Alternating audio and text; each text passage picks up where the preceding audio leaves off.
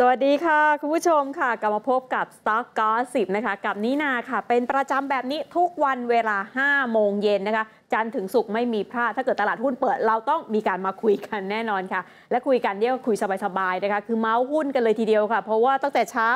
บ่ายเนี่ยเราก็จะเห็นแล้วนะคะว่าหุ้นไหนขึ้นลงหวือหวาหรือว่ามีประเด็นอะไรให้เราต้องมาพูดคุยกันวันนี้เช่นเคยค่ะชวนคุณผู้ชมนะคะมาคุยกันดีกว่าว่า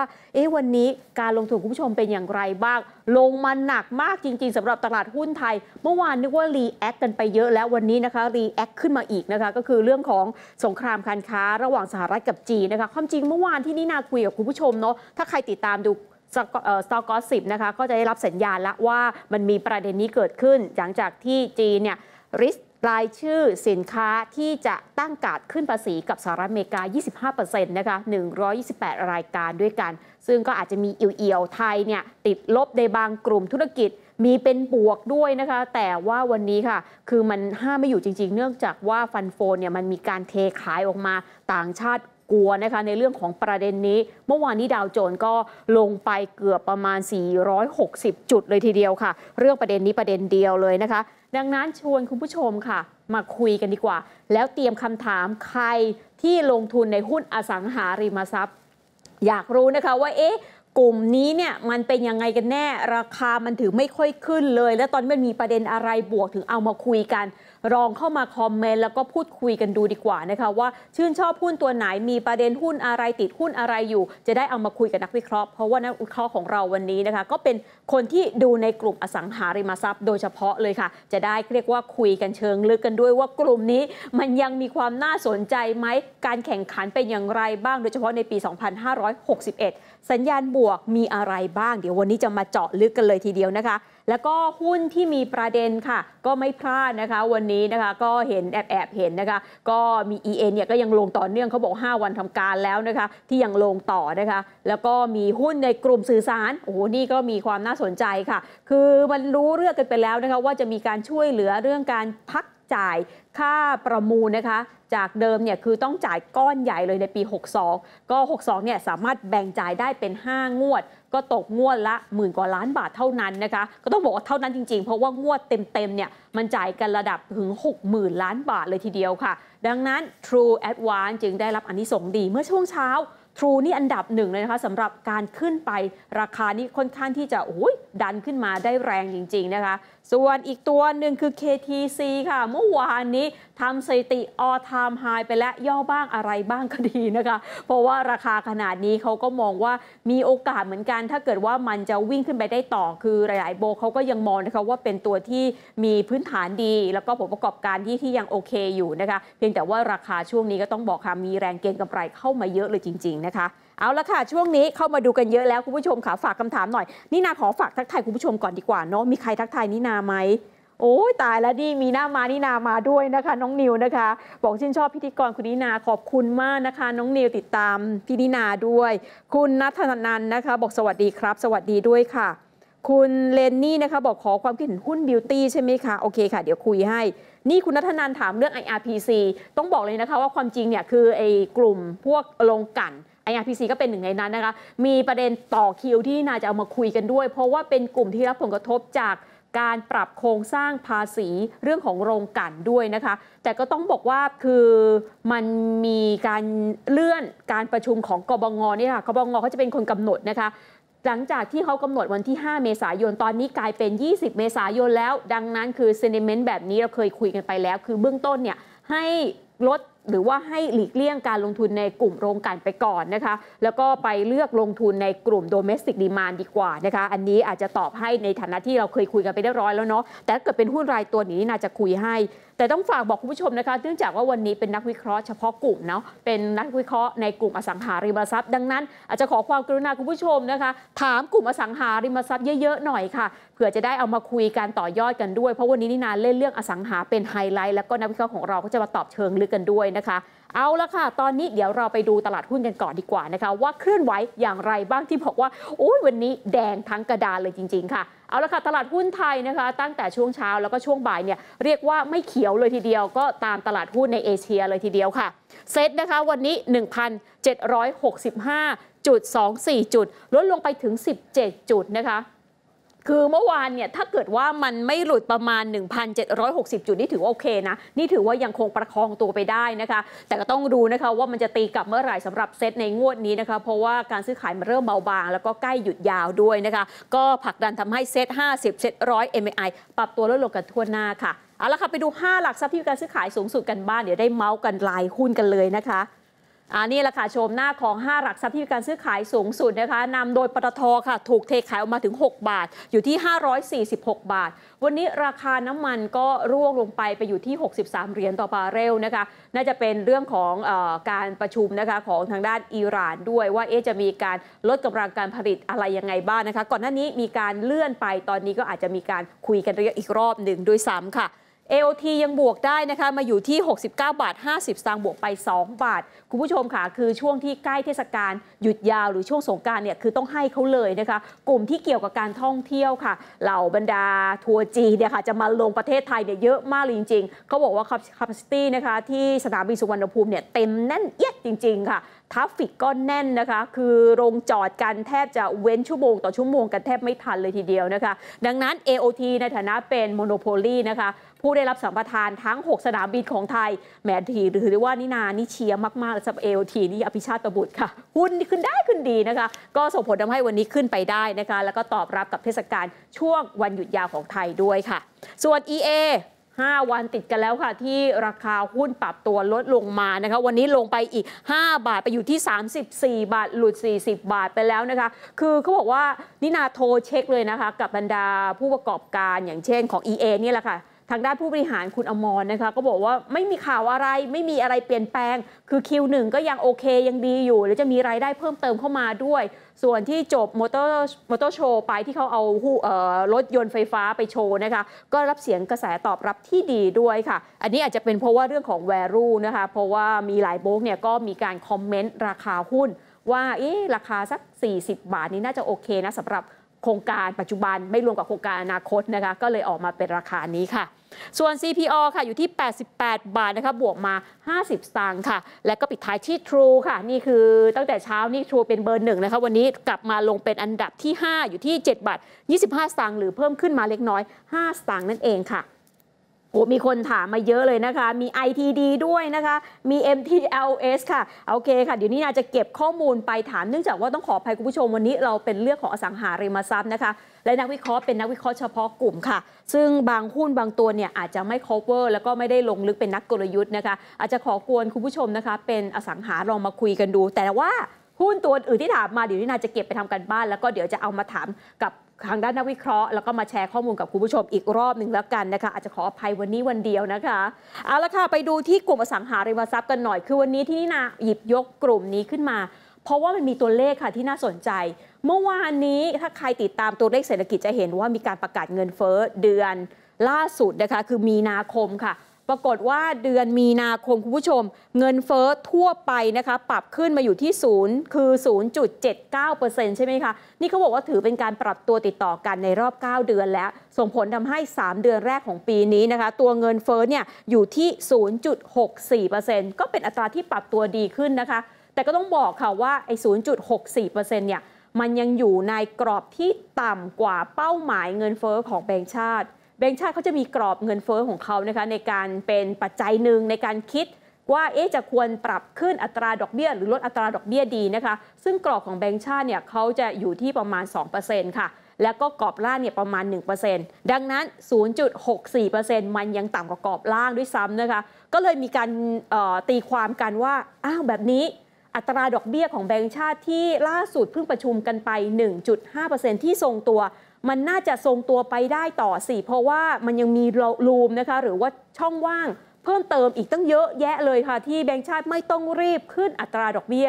พอไม่รีบขึ้นอัตราดอกเบี้ยอะไรที่มีประโยชน์บ้างหรือว่ากลุ่มไหนที่รับประโยชน์แน่นอนนะคะคืออาจจะมองเรื่องกลุ่มแบงก์แต่ก็ต้องไม่ลืมนะคะมีอสังหาริมทรัพย์อยู่ในนั้นด้วยค่ะเพราะว่าคนเรานี่ส่วนใหญ่ก็ต้องกู้ซื้อบ้านนะคะซึ่งเป็นพอร์ตซะส่วนใหญ่ค่ะสำหรับพอร์ตการลงทุนในธุรกิจอสังหาริมทรัพย์ซึ่งถ้าเกิดดูแบบนี้การที่จะใช้เรื่องของ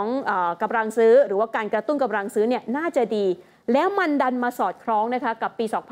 2561 ที่บรรดา developer ต่างๆเนี่ย ขนบรรดาโครงการใหม่เปิดตัวในปี 61 ซึ่งมูลค่าสูงมากเขาบอกมีการเทียบปีต่อปีด้วยสูงกว่าปี 2559 2,560 ด้วยซ้ำตัวเลขมาแล้วคุณผู้ชมเดี๋ยวนี้นาไปไล่ดูกับคุณผู้ชมเลยนะคะต้องบอกว่าคือตัวเลขดังกล่าวเนี่ยคือนี่นาเอามาเฉพาะบริษัทที่ใหญ่ๆแล้วก็มีประเด็นนะคะแต่ความจริงเนี่ยโบรกเกอร์เขามีการคำนวณกันมาสักประมาณ 15-16 บริษัทนะคะเขาบอกว่าตัวเลข 15-16 บริษัทที่อยู่จดทะเบียนในตลาดหุ้นนะคะซึ่งเป็น developer เนี่ยมีมูลค่าโครงการใหม่สูงถึง 400,000 ล้านบาทเทียบกับปี 60 เนี่ยออกมาประมาณสัก 330,000 ล้านบาทเรียกได้ว่าสูงขึ้นชัดเจนเลยนะคะถ้าดูรายบริษัทเนี่ยบริษัทใหญ่เลยค่ะพฤกษาเรียลเอสเตทนะคะพฤกษาเรียลเอสเตทซึ่งตอนนี้เป็นโฮลดิ้งและออกมากที่สุดถึง75โครงการมูลค่าสูงถึง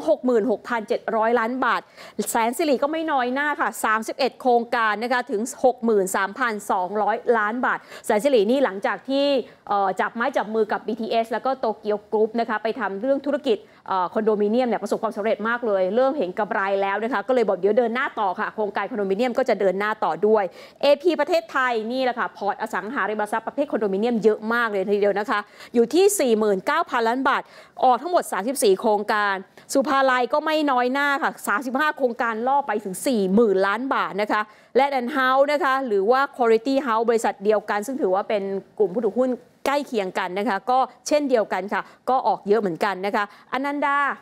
Origin LPN นะคะกลุ่มนี้กลุ่มคอนโดมิเนียมก็ชัดเจนค่ะว่ามีการปรับตัวเรื่องของมูลค่าโครงการเพิ่มขึ้นเช่นเดียวกันแต่ต้องบอกนะคะคือทั้งหมดทั้งรวมทั้งสิ้นนะคะพอไปดูไส้ในปรากฏว่าแต่ละโครงการเนี่ยเขาไปเน้นแนวราบมากกว่าแนวสูงหรือว่าแนวคอนโดมิเนียมนะคะอาจจะเป็นเพราะว่าช่วงที่ผ่านมาพวกซัพพลายคอนโดมิเนียมมันสูงหรือมันเยอะนั่นเองค่ะยังขายไปไม่หมดเลยโอนไปก็ยังไม่มีนะคะดังนั้นเลยปัดหมุดนะคะมาที่แนวราบและแนวราบเนี่ยบางรายเนี่ยขึ้นไปเล่นตลาดไฮเอ็นตลาดพรีเมียมเลยด้วยซ้ำอย่างเช่นตัวพฤกษานี่แหละค่ะก็เห็นชัดเจนประกาศว่าจะลงไปเล่นในตลาดนั้นรวมไปถึงตลาด EEC ด้วยนะคะซึ่งบางที่เนี่ยก็เข้าไปลงทุนด้วยละค่ะพอเห็นตัวเลขนี้นี่นะก็เลยค่อนข้างที่จะมองว่าตัวกลุ่มธุรกิจอสังหาริมทรัพย์เริ่มจะเปล่งประกายสวยงามดูน่าลงทุนหรือเปล่าเพราะว่าต้องบอกว่าตั้งแต่ช่วงที่ผ่านมานี้อสังหาริมทรัพย์ตัวราคาหุ้น performance ไม่ค่อยดีนะคะเมื่อเทียบกับเซ็ตนะคะแล้วก็บางตัวเนี่ยค่อนข้างที่จะปรับตัวลดลงด้วยซ้ำแม้ว่าจะมีอัตราการจ่ายปันผลที่ดีก็ตามนะคะก็ต้องบอกว่าอสังหาริมทรัพย์หลายตัวนี้จ่ายปันผลในอัตรา 4% นี้สูงเยอะเหมือนกันนะคะอย่างเช่น Quality House Land and House นะคะตัวพฤกษาเองนะคะหรือว่า LPN นี้ด้วยเหมือนกันค่ะเพียงแต่ว่าช่วงที่ผ่านมามีเพียงแค่สุภาลัยนะคะที่เว้นวรรคในการจ่ายปันผลเพราะว่าต้องเตรียมกระแสเงินสดไปลงทุนนั่นเองค่ะ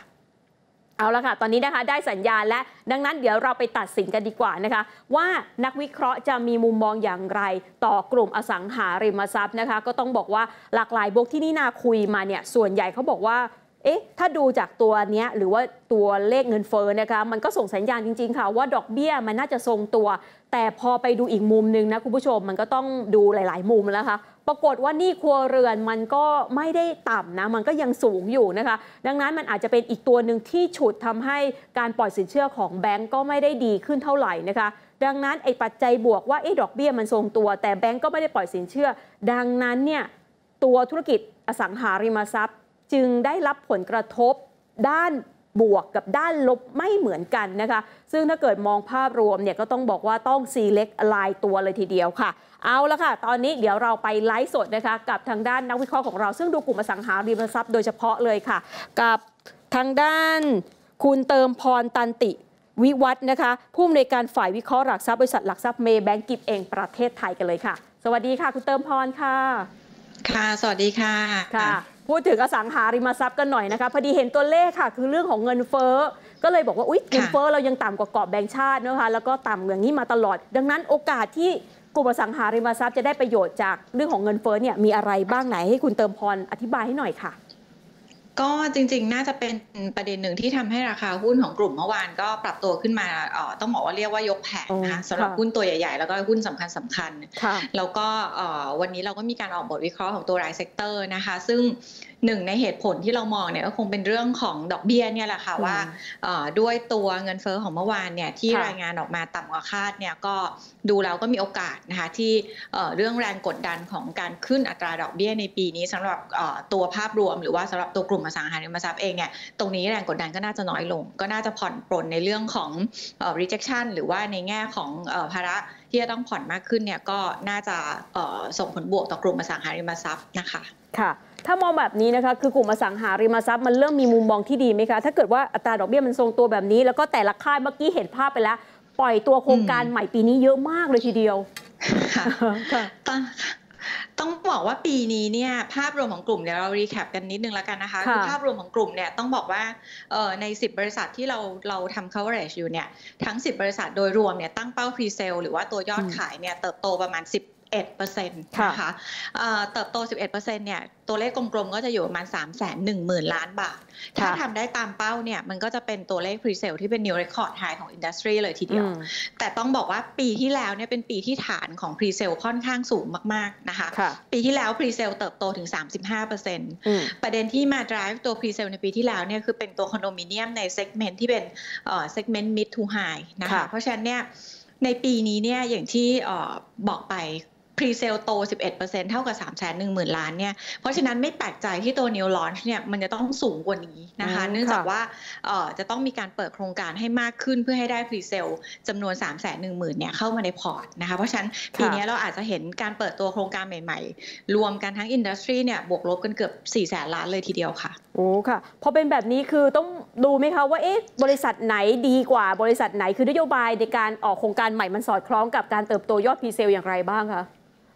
ต้องบอกว่าไตรมาส1เนี่ยยังไม่ค่อยเห็นบริษัทยักษ์ใหญ่ที่ลอนโครงการไซส์ใหญ่ออกมาสักเท่าไหร่นะคะเดือน1เดือน2เนี่ยยังดูค่อนข้างเงียบเดือน3เนี่ยเริ่มเห็นการเปิดคอนโดมิเนียมที่เป็นมิดไฮก็อย่างเช่นบริษัทที่ออกมาอย่างเช่นตัว AP นะคะตัว Origin แล้วก็ท้ายสุดสัปดาห์ที่ผ่านมาก็มีไซส์โครงการขนาดเล็กๆก็อย่างเช่น LPN นะคะเพราะฉะนั้นเนี่ยการเปิดโครงการในไตรมาส1ต้องบอกว่ายังถือว่าน้อยและน้อยมากๆแต่คงจะมาก้าวกระโดดหรือว่าจัมป์อัพจริงๆกับเห็นไซส์โครงการที่ใหญ่ๆเนี่ยไตรมาส2นี้ซะมากกว่าเพราะฉะนั้นเราไม่ค่อยแปลกใจที่ในช่วงไตรมาส1เนี่ยราคาหุ้นของกลุ่มต้องบอกว่าไม่ได้สะท้อนเลยนะคะ year to date หรือว่า1ไตรมาสของปีนี้เนี่ยราคาหุ้นส่วนใหญ่อยู่ในแนวขาลบด้วยซ้ำมีแค่บางบริษัทเท่านั้นเองที่สามารถปรับตัวเป็นบวกได้นะคะเพราะฉะนั้นก็ส่วนหนึ่งต้องบอกไตรมาส1เนี่ย pre-sale ไม่ได้สตรองมากไม่ได้แข็งแกร่งมากการเปิดโครงการยังไม่เจอโครงการที่เป็นไฮไลท์แล้วก็ยังไม่เจอโครงการที่เป็นไซส์ใหญ่จริงๆนะคะประกอบกับว่าทิศทางของกำไรในไตรมาส1เนี่ยเรามองดูแล้วไตรมาส1คงจะสู้ไตรมาส4ที่ผ่านมาไม่ได้เพราะฉะนั้นกลุ่มอสังหาริมทรัพย์หรือว่ากลุ่มบ้านเองไตรมาส1ก็เลยดูเหมือนว่ามันแผ่วๆทั้งในแง่ราคาทั้งในแง่กำไรค่ะดังนั้นคือเวลาลงทุนนี่จะเลือกอย่างไรดีคะคือเราเห็นสัญญาณบวกแต่ว่ามันก็ยังมีต้องเลือกเป็น select รายบริษัทด้วยนะคะใช่ค่ะต้องบอกว่าเป็นอย่างนั้นนะคะเนื่องจากว่าส่วนหนึ่งเนี่ยเรามองว่าตัวที่จะเป็นประเด็นบวกหรือว่านโยบายหลักๆเนี่ยในปีนี้จุดที่เป็นจุดพิกอัพจริงๆเนี่ยน่าจะเป็นโครงการประเภทแนวราบนะคะจะเห็นว่าปีนี้หลายๆบริษัทเนี่ยตั้งเป้าขยายแนวราบจริงๆแต่ต้องบอกว่าดีมานด์ของแนวราบเนี่ยยังมีอยู่จริงนะคะแล้วก็อย่างที่บอกไปเรื่องดอกเบี้ยถ้ามันมีแรงกดดันน้อยลงหรือว่าทิศทางว่ามันไม่เพิ่มเนี่ยแนวรับก็จะยิ่งขายได้ดีขึ้นล่าสุดที่เราคุยมากับหลายๆบริษัทเนี่ยปรากฏว่ายอดแนวรับที่ทำได้ในไตรมาส1เนี่ยส่วนใหญ่เนี่ยทำได้ตามเป้าหรือมากกว่าเป้าด้วยซ้ำแต่ส่วนที่ไปกด pre-sale ทำให้มันยังไม่ได้โดดเด่นในไตรมาส1เนี่ยก็คือคอนโดมิเนียมที่อย่างที่บอกไปยังไม่ถึงเวลาที่จะลอนช์ยังไม่ถึงเวลาที่จะเปิดตัวเพราะฉะนั้นต้องบอกว่าpre-sale เนี่ยอยากจะให้ดูที่ฐานหรือว่าเบสของมันก็คือมาจากแนวราบที่มันยังดีแล้วมันก็ยังคงแข็งแกร่งอยู่ส่วนตัวคอนโดมิเนียมมันก็จะเป็น pre-sale ที่มา top up เป็นช่วงๆแล้วก็ต่อยอด pre-sale growth ของปีนี้ให้กับกลุ่มได้บ้างค่ะคุณเติมพรถ้างั้นเราเลือกกลุ่มที่เน้นแนวราบดีไหมคะเวลาเลือกอสังหาปีนี้ต้องบอกว่าหลักการที่เราเลือกหุ้นในปีนี้เนี่ยเรามีหุ้นบายอยู่3ตัวด้วยกันนะคะแล้วเราเลือกเนี่ยส่วนใหญ่เวลาเราเลือกเนี่ยเราจะมองว่าในปีนี้เนี่ยตลาดไหนหรือว่าเซกเมนต์ไหนที่มันดูมันน่าจะโกรธแล้วบริษัทไหนที่มีนโยบายหรือว่ามีแผนในการลอนช์แล้วก็มี Product ที่ตรงกับดีมานด์ของตลาดนะคะเพราะฉะนั้นมันต้องสอดคล้องกันไปหมดไม่ว่าจะเป็นในแง่ของ แผนที่จะ launch product ที่จะ launch ว่าตรงตามดีมานด์หรือเปล่านะคะเพราะฉะนั้นเนี่ย3 บริษัทที่เราเลือกก็จะมีสุภาลัย Lion House แล้วก็ตัว Golden Land ค่ะโอ้ค่ะคือในกลุ่มนี้เน้นแนวราบหรือเปล่าคะหรือว่าไงคะต้องบอกว่าทั้ง3 บริษัททำแนวราบนะคะ Golden Land นี่ยิ่งพิเศษเลยคือทำแนวราบอย่างเดียวLion House เองเป็นเจ้าตลาดแนวราบอยู่แล้วสุภาลัยเป็นทั้งแนวราบแล้วก็คอนโดมิเนียมแต่ต้องบอกว่าทั้ง3 บริษัทนอกเหนือไปจากนโยบายของเรื่องแนวราบแล้วเนี่ยทั้ง3 บริษัทก็มีประเด็นบวกที่แตกต่างกันด้วยนะคะไม่ว่าจะเป็นตัว Lion House เองที่เรามองว่าปีนี้คงจะมีในเรื่องของการ divest asset ในช่วงกลางปีนี้แล้วก็เป็นหุ้นปันผลที่จ่าย payout หรือว่าจ่าย dividend ค่อนข้างดี Golden Land เนี่ยเป็นหุ้นตัวหนึ่งที่เราชอบนะคะเนื่องจากว่าเขามีpre-sale กำไรแล้วก็รายได้เนี่ย new record high หลายปีติดต่อกันปีนี้เองเราก็เชื่อว่าเขาน่าจะสามารถทำได้นอกเหนือไปจากนี้เนี่ยเขาจะมีตึกที่จะเสร็จในสิ้นปีนี้ก็คือ3 ย่านมิตรทาวน์ที่จะมาช่วยต่อยอดในแง่ของตัวรายได้ค่าเช่าให้กับตัวบริษัทให้มันแข็งแกร่งมากขึ้นนะคะส่วนสุภาลัยเองต้องบอกราคาเนี่ยลงไปค่อนข้างเยอะจากปีที่แล้วเนื่องมาจากตัววอรันเองนะคะแล้วก็ในปีนี้เรามองว่าเขาน่าจะสามารถกลับมาได้ในเรื่องของตัวเงินปันผลเนื่องจากว่าปีที่แล้วไม่ได้จ่ายเงินปันผลปีนี้ก็จะเริ่มกลับมาจ่ายปันผลแล้วเพราะฉะนั้นใครที่เคยชอบสุภาลัยด้วยว่าเขาเป็นหุ้นปันผลปีนี้ก็น่าจะกลับมาเริ่มเก็บสะสมลงทุนได้ค่ะค่ะดังนั้นช่วงจังหวะที่ตอนนี้คือกลุ่มอสังหาริมทรัพย์ PE ยังต่ำถูกไหมคะสามารถที่จะสะสมได้ไหมคะเผื่อรับไตรมาส 2เลยค่ะทวนคำถามอีกทีได้ไหมคะเนื่องจากช่วงนี้คือ PE กลุ่มอสังหาริมทรัพย์ยังต่ำนะคะเราสะสมได้เลยดีกว่าไหมคะจะได้รอรับกับ Q2 อะค่ะจริงๆทั้ง3 บริษัทที่พูดไปนี่สะสมได้เลยค่ะค่ะราคาให้ราคาหน่อยค่ะเป้าหมายของ Maybank กิมเองสุภาลัย Lion House แล้วก็ Golden Land นะคะค่ะ Lion House เป้าหมายอยู่ที่12.40 นะคะสุภาลัยอยู่ที่30 บาทแล้วก็ส่วน Golden Land อยู่ที่12 บาทค่ะ12 บาทนะคะสะสมได้ด้วยคือทั้งมีโกรธแล้วก็มีการจ่ายปันผลที่ดีแล้วก็ดูแล้วยอดพรีเซลน่าจะถึงเป้านะคะถ้าแบบนี้ใช่ค่ะดูแล้วน่าจะเป็นไปตามที่คาดค่ะได้ค่ะเพราะมีคนถามมาคือ LH แล้วก็ Go ด้วยนะคะพอดีเลยค่ะคือถามมา2ตัวนี้ถ้าเกิดเลือกทั้ง2ตัวได้ไหมคะหรือว่าเลือกตัวใดตัวหนึ่งดีคะต้องบอกว่า2ตัวนี้คาแรคเตอร์ต่างกันถ้าเป็นนักลงทุนที่ชอบหุ้นปันผลเราก็แนะนำ Lion House ค่ะถ้าให้เลือกระหว่าง2 บริษัทนี้นะคะแต่ถ้าเกิดว่าชอบในแง่ของ Capital Gain ชอบในแง่ของการมี Asset Play ก็อาจจะต้องไปเลือกตัว Golden Land ด้วยค่ะเอาละค่ะคุณผู้ชมที่ถามมาสังหาริมทรัพย์ได้คำตอบแล้วนะคะอาจจะต้องเข้าสู่ช่วงคำถามสุดท้ายว่าตลาดหุ้นในช่วงของวันพรุ่งนี้มีมุมมองอย่างไรบ้างคะสำหรับ Maybank กิมเองวันนี้ล่วงลงมา17 จุดเอาอยู่ไหมคะตอนนี้ค่ะพอดีเมื่อกี้เราเพิ่งทำไลฟ์ปิดตลาดไปนะคะก็ได้ตัวเลขมาจากน้องๆนะคะก็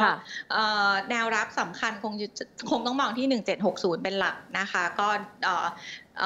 ขาดเกินอยู่ประมาณ6 จุดนะตอนนี้นะคะเดี๋ยวก็พรุ่งนี้ก็อาจจะต้องมาลุ้นกันค่ะส่วนแนวต้านก็อยู่ที่1783ค่ะคือต้องไม่ให้หลุด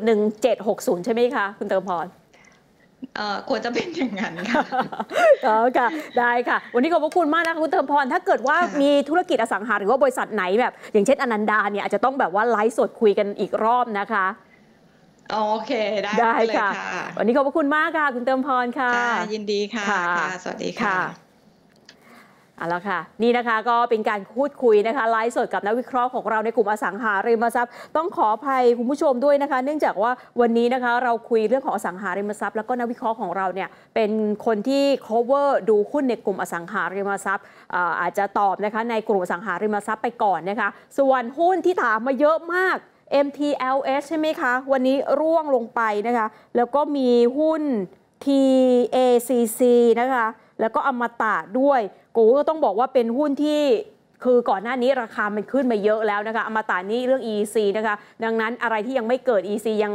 ไม่สามารถที่จะแบบมีการจรดปากกาเซ็นของนักลงทุนหรือว่ากลุ่มลูกค้าได้ก็อาจจะทำให้ราคานี้อาจจะเจอเรื่องของเซลล์ออนแฟกแล้วก็ลดเรื่องของการลงทุนในช่วงนี้ไปก่อนไปเล่นกลุ่มอื่นนั่นเองค่ะส่วนหุ้นตัวอื่นนะคะ MTLS ความจริง MTLS เนี่ยนี่นาเคยคุยเนาะเพราะว่าเป็นอีกตัวหนึ่งนะคะที่ไม่รับผลกระทบจากมาตรการที่เขาจะมาคุมนอนแบงก์ตอนนั้นคุยเรื่องของการคุมนอนแบงก์เนาะว่าจะมีการคิด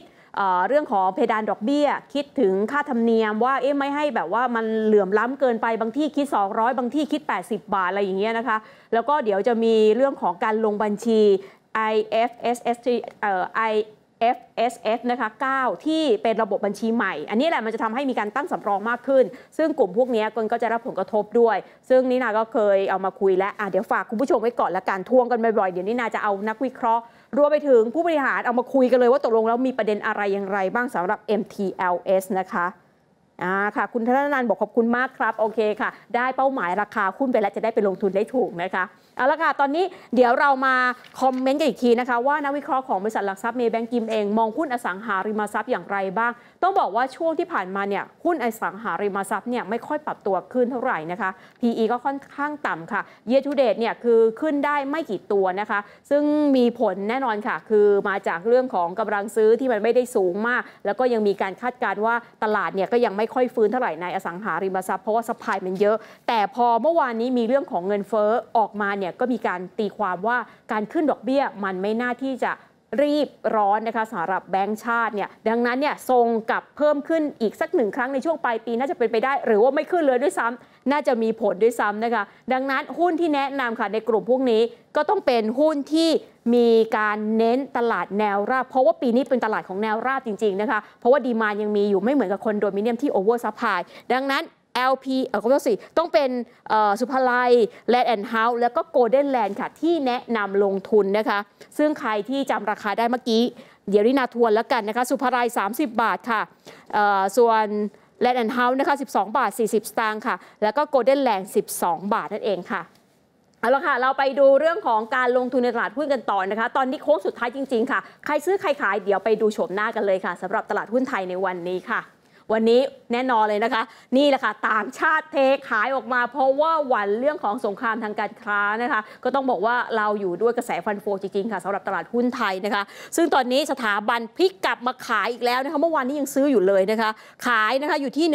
1,113 ล้านบาทค่ะส่วนต่างชาติค่ะก็ขายเช่นเดียวกัน478ล้านบาทและคนที่ซื้อก็คือนักทุนทั่วไปและก็โบรกเกอร์วันนี้มูลค่าการซื้อขายก็ค่อนข้างที่จะพอใช้ได้นะคะประมาณ 60,000 กว่าล้านบาทธรรมดานี่ก็เมื่อวันก่อนก็เพิ่งจะ 40,000 กว่าล้านบาทวันนี้ก็ขึ้นมาอีกหน่อยนะคะก็อาจจะต้องบอกคุณผู้ชมนะคะว่าช่วงปลายสัปดาห์แบบนี้นะคะถ้าเกิดว่าใกล้ๆวันหยุดยาวเนี่ยการซื้อขายอาจจะชะลอตัวได้ก็ให้คุณผู้ชมเรามาระวังกันหน่อยละกันส่วนตลาดหุ้นไทยพรุ่งนี้นะคะเดี๋ยวไปลุ้นกันค่ะวันนี้ลงมาเกือบ 1,760 จุดแล้วถ้าเกิดว่าเด้งขึ้นไปได้แนวรับ 1,760 จุดเอาให้อยู่นะคะแล้วก็เดี๋ยวไปเจอกันแนวต้าน 1,780 จุดสำหรับบริษัทหลักทรัพย์เมย์แบงก์กิฟเองประเทศไทยให้แนวรับแนวต้านตรงนี้มาค่ะเอาละค่ะหมดเวลาแล้วขอบคุณผู้ชมนะคะที่คอมเมนต์มาแล้วก็ถามหุ้นด้วยนะคะเดี๋ยวนี้นาขออภัยแล้วก็เดี๋ยวจะเก็บไปทำกันบ้านแล้วเอามาตอบคุณผู้ชมในวันถัดไปแล้วก็พร้อมกับราคาเป้าหมายในหุ้นต่างๆด้วยค่ะวันนี้ขอบพระคุณคุณผู้ชมทุกคนนะคะกดไลค์กดแชร์และก็กดคอมเมนต์กันเข้ามาเยอะๆด้วยนะคะวันนี้ลาไปก่อนสวัสดีค่ะ